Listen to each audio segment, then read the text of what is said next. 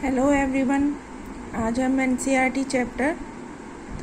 Political parties का next part करेंगे, जिसके अंदर हम पढ़ेंगे how many parties should we have. हमारे को कितनी राजनीतिक दलों की ज़रूरत है। अब डेमोक्रेसी के अंदर क्या होता है कि जो भी सिटीजन है वो अपना पॉलिटिकल पार्टी बना सकता है, और इसी को अगर हम आगे देखें फॉर्मल सेंस में देखें तो यहाँ पर हमारे पास 750 यानी कि 750 से भी ज़्यादा जो पार्टीज़ हैं वो हमारे इलेक्शन कमीशन के अंदर रजिस्टर्ड हैं। लेकिन हर बार ऐसा नहीं होता है कि जो पार्टीज़ हैं वो यहाँ पर चुनाव में पार्टिसिपेट कर सकती हों या पार्टिसिपेट करके उसको जीत सकती हों। तो चुनाव जीतने और सरकार बनाने के लिए जो एक रेस होती है, उस रेस पे कुछ ही पार्टीज़ ऐसी होती हैं जो इसमें एक्टिवली पार्टिसिपेट करती हैं। अब ऐसे में एक क्वेश्चन उभर के आता है, हमारे सामने क्वेश्चन आता है कि डेमोक्रेसी के लिए effective parties are good for democracy, how many, यानी कि डेमोक्रेसी के अच्छे तरह से चलाने के लिए कितनी पार्टीज़ का होना ज़रूरी है, ये कितनी पार्टीज़ हमारे लिए अच्छी हैं। तो कई कंट्रीज़ ऐसी भी हैं जहाँ पर सिर्फ एक ही जो पार्टी है वो ही सरकार बनाती है और सरकार बनाने की परमिशन देती है। तो सिंगल पार्टी सिस्टम का बेस्ट एग्जांपल है चाइना। तो चाइना में हम देख चुके हैं कि जो कम्युनिस्ट पार्टी है वही यहाँ पर क्या करती है, रूल करती है हमेशा से। हालांकि क्या है कि जो कानूनी रूप से हम वहाँ के लोगों को राजनीतिक दल बनाने की पूरी परमिशन है, लेकिन अगर जब वो इलेक्शन प्रोसेस में पार्टिसिपेट करते हैं तो उनको हमेशा एक जो कम्युनिस्ट पार्टी है उसी से क्या करनी पड़ेगी, यस करवानी पड़ेगी। तो जिसकी वजह से क्या होगा, यहाँ पर कोई भी जो लोग हैं उनको अपना पॉलिटिकल ग्रुप बनाने का कोई भी ऐसा नहीं दिखता है कि इनको कोई बेनिफिट होने वाला है, इसलिए वहाँ पर कोई नया जो पार्टी है वो बन ही नहीं पाती है। तो यहाँ पर हम कह सकते हैं कि जो सिंगल पार्टी सिस्टम है यानी कि वन पार्टी सिस्टम है उसको हम अच्छा यानी कि हम ये नहीं कहते कि भी वो एक अच्छा हमारे पास ऑप्शन है, क्योंकि डेमोक्रेटिक जो कंट्रीज़ होती हैं उनके अंदर कम से कम अगर 2 पार्ट होंगे यानी कि 2 पार्टीज़ होंगी तो उन दोनों के अंदर कंपटीशन होगा, और कंपटीशन होगा तो हमें पता ही है कि जब कंपटीशन होता है तो उसका रिजल्ट कैसा आता है, हमेशा अच्छा आता है। तो इस टाइप से हम देखेंगे कुछ कंट्रीज़ ऐसी हैं जिन पर हमेशा 2 पार्टीज़ के बीच में जो मतलब अदल बदल होकर चलती रहती है, यानी कि कभी किसी पार्टी का रूल आ जाता है, कभी दूसरी पार्टी का रूल आ जाता है। तो वहाँ पर दूसरी पार्टी हो सकती हैं, वो चुनाव लड़ती हैं, कुछ सीट जीत जाती हैं, लेकिन जो 2 पार्टी सिस्टम है, 2 पार्टी सिस्टम है, यहाँ पर अगर हमें मेजोरिटी पानी है तो उसके लिए हमें सबसे ज़्यादा मेहनत करनी पड़ेगी। जैसे अमेरिका है, ब्रिटेन है, यहाँ पर 2 पार्टी सिस्टम है। अब यहाँ पर बहुत सारी जो पार्टी हैं उसके लिए अगर हम कहें कि आपस में इनके बीच में कम्पीट होता रहता है, यानी कि एक तरह से कह सकते हो कि प्रतियोगिता होती रहती है,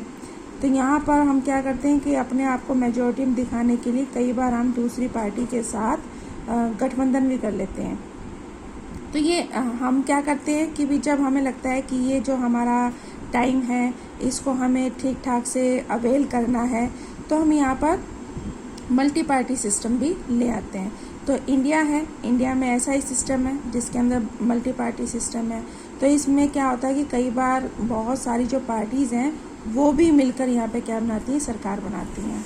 तो यहाँ पर क्या होता है कि इसको हम मल्टी पार्टी सिस्टम भी बोलते हैं। तो यहाँ पर मल्टी पार्टी सिस्टम क्या होती है कि इसमें अनेक पार्टीज़ होती हैं, वो चुनाव लड़ने के लिए पार्टिसिपेट करती हैं, और इसे हम अलायंस और अप फ्रंट, यानी कि हम इसको ये कह सकते हैं गठबंधन या मोर्चा, इस टाइप से हम इसको नाम दे सकते हैं। अब यहाँ पे 2004 में एक इलेक्शन हुआ था, पार्लियामेंट्री इलेक्शन हुआ था, जिसके अंदर the national democratic alliance, United progressive alliance and left front. अब यहाँ पर क्या था कि जो नेशनल डेमोक्रेटिक अलायंस थी यानी कि राष्ट्रीय जनतांत्रिक अलायंस का मतलब होता है गठबंधन। गठबंधन का मतलब होता है जब एक पार्टी के और 2 पार्टी या फिर उससे बहुत सारी पार्टियां, ठीक है, यानी कि बहुत सारी पार्टियां मिलकर जब सरकार बनाती हैं तो उसको बोलते हैं गठबंधन। ठीक है। तो यहाँ पर जो राष्ट्रीय जनतांत्रिक गठबंधन और इसके अलावा यूनाइटेड प्रोग्रेसिव अलायंस, यूनाइटेड का मतलब संयुक्त, प्रोग्रेसिव का मतलब होता है प्रगतिशील, और अलायंस का मतलब होता है गठबंधन। और फिर तीसरा था इसके अंदर लेफ्ट फ्रंट यानी कि वाम मोर्चा। तो यहाँ पर क्या होता है कि जो मल्टी पार्टी सिस्टम है वो यहाँ पर काफ़ी, ये कह सकते हैं जो सिस्टम है ये मैसी हो जाता है, यानी कि मिक्स हो जाता है, मिक्स एंड मैच वाला सिस्टम हो जाता है। तो ये जो पॉलिटिकल जो इंस्टेबिलिटी को आगे बढ़ाता है, यानी कि जो राजनीतिक अस्थिरता है उसकी तरफ ले जाता है, जिसके कारण इस जो प्रोसेस है उसमें हमारे जो हमारा ये कह सकते हो कि इंटरेस्ट है, variety of interest and opinion to enjoy political representation. तो यहाँ पर अगर जब भी हमें इंस्टेबिलिटी होगी, पॉलिटिकल इंस्टेबिलिटी होगी, तो उसके साथ साथ इस जो टेक्निक है या जो ये सिस्टम है उसके अंदर हमारे जो इंटरेस्ट हैं या फिर हमारा जो ये कह सकते हो कि ओपिनियन है, उनको भी हमारे यहाँ पर क्या मिल जाएगा, एक प्रतिनिधित्व मिल जाएगा, रिप्रेजेंटेशन मिल जाएगा। तो इसमें हम देख सकते हैं कि हमारे पास अक्सर ये क्वेश्चन पूछा जाता है कि सबसे अच्छा जवाब अगर हम देंगे तो कौन सा है, यानी कि हमारे पास कोई अच्छा सवाल नहीं है, यानी कि जो पार्टी सिस्टम है इनके अंदर इलेक्शन करवाना किसी एक कंट्री के हाथ में नहीं है। लंबे टाइम के बीच में जो हमारा यहाँ प्रोसेस है उसके अंदर जो सोसाइटी है उसको आगे रखना, या फिर जो डिवीज़न है,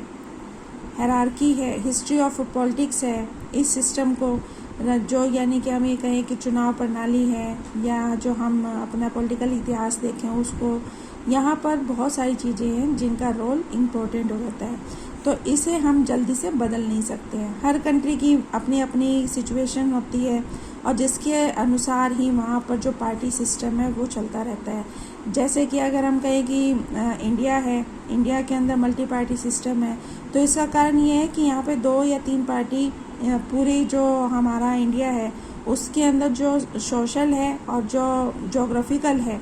उन जो डिफरेंसेस हैं या डाइवर्सिटी है, इसको समेट पाने में, यानी कि इसको इकट्ठा रख पाने में बहुत मुश्किल आएगी। जैसे कि फॉर एग्जांपल अगर हम कहें कि जम्मू कश्मीर है, जम्मू कश्मीर की पार्टी साउथ में भी अपना कंट्रोल रखे तो ये पॉसिबल नहीं है। तो इस टाइप से क्या है कि हर कंट्री के अंदर उसकी सिचुएशन के अकॉर्डिंग वहाँ पर जो पार्टीज़ होती हैं वो उसको चलाने के लिए अपनी तरीके से काम करती हैं। नेक्स्ट टॉपिक है नेशनल पॉलिटिकल पार्टीज़, यानी कि राष्ट्रीय राजनीतिक दल। अब यहाँ पे क्या कहता है कि democracies that follow a federal system all over the world tend to have 2 kind of political parties that are present in only one of the federal unit and parties that are present in several or all unit of federation। अब ये कहता है कि country में यानी कि पूरे विश्व में यहाँ पर जो फेडरल सिस्टम है उसको चलाने के लिए जो डेमोक्रेसी है उसके अंदर 2 टाइप की पॉलिटिकल पार्टीज़ होती हैं। एक होती है पॉलिटिकल पार्टीज जिसमें कि ये कहते हैं फेडरल यूनिट, यानी कि संघों के छोटे छोटे जो संघ होते हैं, यानी कि जैसे कि स्टेट्स, फॉर एग्जांपल स्टेट्स का हम ले लेते हैं कि इसमें छोटी छोटी क्या है इकाइयाँ हैं। और दूसरा है कि इसके अंदर बहुत सारे जो यूनिट्स हैं, यानी कि जो पार्टी हैं या बहुत सारे यूनिट का ही ले लेते हैं इसके अंदर। तो यहाँ पर वो बहुत सारी जो यूनिट्स हैं वो भी यहाँ पर अपने आप को सरवाइव करने के लिए बहुत कुछ काम करती हैं, यानी कि अपने आप को ये दिखाती हैं कि हमारा भी एक क्या है, एक वजूद है, हमारा भी एक अस्तित्व है। तो यह कहने का क्या मतलब हो गया कि यहाँ पर जो स्मॉल यूनिट्स हैं उनके अंदर, यानी कि एक यूनिट हो गया, यानी कि फेडरल यूनिट हो गया, और इसके अलावा जो पार्टीज़ हैं उनके अंदर भी बहुत सारी यूनिट्स हैं जो कि फेडरेशन को इम्पोर्टेंट रोल देती हैं, यानी कि उनको अस्तित्व को बनाए रखती हैं। तो इंडिया के अंदर यही सिचुएशन है। This is the case in India as well. जो इंडिया है उसके अंदर भी यही सिचुएशन है कि यहाँ पर जो कई पार्टी हैं वो पूरी कंट्री के अंदर फैली हुई हैं। जैसे कि हम एग्जांपल लें बीजेपी का, या फिर हम एग्जांपल लें कांग्रेस का, और बहुत सारी जो पार्टीज़ हैं वो भी पूरे इंडिया के अंदर अपना एक अस्तित्व रखती हैं, यानी कि एक अपना एक स्टेटस रखती हैं, एक क्लास रखती हैं। तो इस टाइप से अगर हम बात करें इंडिया की, तो यहाँ पर हम देखें कि जो पार्टीज़ हैं, कई पार्टीज़ हैं, वो हमारी पूरी कंट्री के अंदर फैली हुई हैं। तो इन जो पार्टीज़ हैं यहाँ पर उनको ये कह सकते हो कि जो पार्टीज़ है unique symbol, establish party, only the official candidates of the party can use the election symbols. अब यहाँ हम देखें कि जो पार्टीज़ हैं इनको अपना एक रजिस्ट्रेशन कराना पड़ता है। रजिस्ट्रेशन आपको पता ही है कि इलेक्शन कमीशन है, जैसे हर स्टेट का इलेक्शन कमीशन है। तो हर एक पार्टी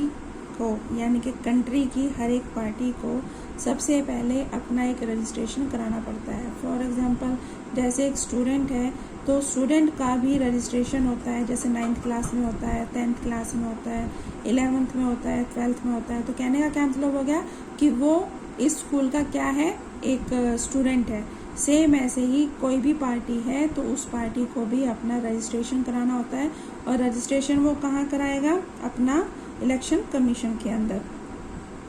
अब यहाँ पर क्या कहता है कि यहाँ पे जो पार्टीज़ हैं उनको स्पेशल फैसिलिटीज़ प्रोवाइड की जाती हैं, यानी कि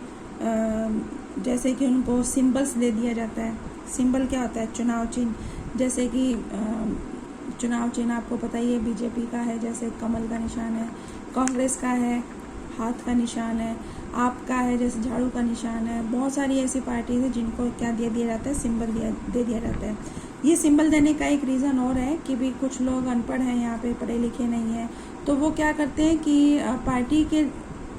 उम्मीदवार को, कैंडिडेट को, वो उनके नाम से ना जानकर, यानी कि वो किस पार्टी का है, वो सिर्फ एक सिंबल को देख लेते हैं कि भी सिंबल क्या, कौन से किस कैंडिडेट का है। तो इस टाइप से क्या है कि ये पहचानने में हमें हेल्प करती है। तो जिस प्रकार से हमने देखा कि यहाँ पर एक पार्टी है, पार्टी को एक जो इलेक्शन कमीशन है उसके अंदर अपने आप को एनरोल कराना पड़ता है।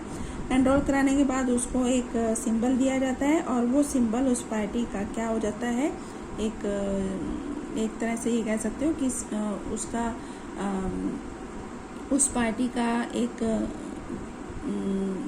इलेक्शन सिंबल है वो। ठीक है, तो यहाँ पर जो बहुत सारी जो पार्टीज़ हैं उनको यहाँ पर ये कह सकते हो कि प्रिविलेजेस दी जाती हैं, यानी कि उनको some other special facilities are recognised by the election commission for this purpose. यानी कि यहाँ पे जो हमारी इलेक्शन कमीशन है, यानी कि चुनाव आयोग है, वो यहाँ पर प्रिविलेजेस,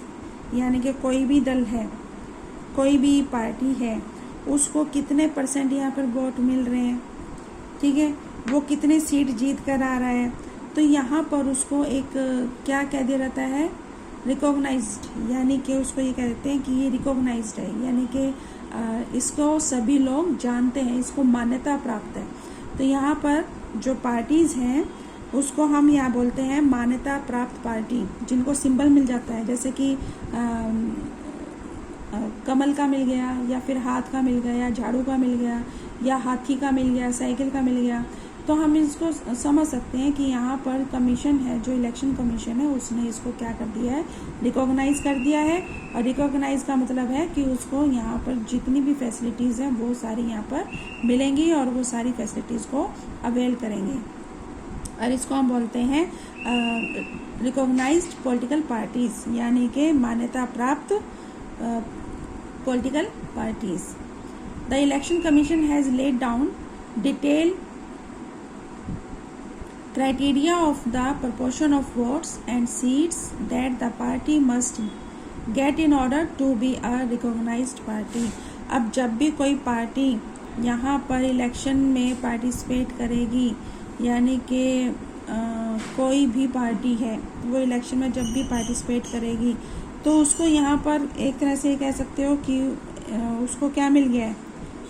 एक तो उसको वो मिल गया है कि भी रिकॉग्नाइज्ड पार्टी है, यानी कि ये एक तरह से नेशनल पार्टी भी कह सकते हो, या फिर ये कह सकते हो कि ये एक पार्टी इस टाइप की बन गई है कि यहाँ पर उसको सभी लोग जानते हैं और ये अपना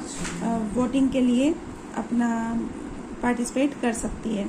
तो यहाँ पर इसके लिए जो इलेक्शन कमीशन है वो क्या बनाता है, रूल बनाता है। और रूल बनाने का मतलब है कि उसमें यहाँ पर जितने भी % उसको वोट मिलेंगे या सीट जीत कर आएगा तो उसको हम बोलते हैं रिकॉग्नाइज्ड पॉलिटिकल पार्टीज़, यानी कि उसको मान्यता प्राप्त दल बन जाता है।